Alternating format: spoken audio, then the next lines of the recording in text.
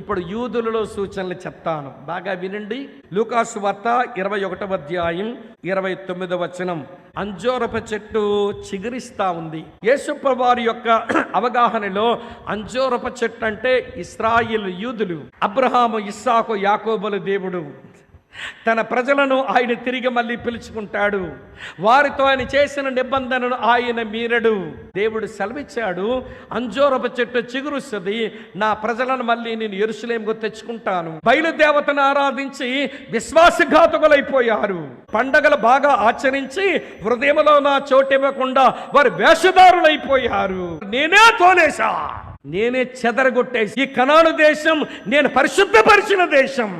ఇటువంటి పరిశుద్ధపరిచిన దేశాన్ని వీళ్ళు అపవిత్రపరుస్తారా? చివరికి నా కొడుకునే పంపించా, ఆయనను ఆ 2 కొమ్ముల కర్రల మీద 3 మేకులతో వాళ్ళు సిలువ చంపేశారు. వీళ్ళు ఏం చెయ్యాలి? వీళ్ళను పంపించలేదా? ప్రవక్తల్ని పంపించలేదా? యాజకుల్ని పంపించలేదా? న్యాయాధిపతుల్ని పంపించలేదా? నేను రాజులని ఎంతమందినిచ్చిన వారందరూ నా మాటలు చెప్పిన నా మాట విని వీరు నా తట్టు తిరిగిన వారు గనక నేనే తోలేసా, నేనే వారిని చెదరగొట్టేశా. అయితే వారి పితరులైన అబ్రాహాము, ఇస్సాకు, యాకోబులకు నేను ఇచ్చిన వాగ్దానం ఉందిగా, అది మళ్ళీ నాకు జ్ఞాపకం వచ్చేస్తుంది. మళ్ళీ తీసుకొని వచ్చేయాలి వాళ్ళని.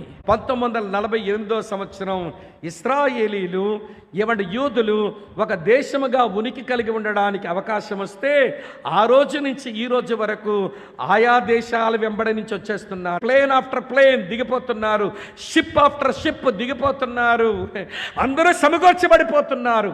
ఏమిటి అంటే యేసయ్య అన్నాడు, నా ప్రజలను సమకూరుస్తున్నాను అంటే నా రాకడ దగ్గరైపోయిందని తెలుసుకోండి మీరు.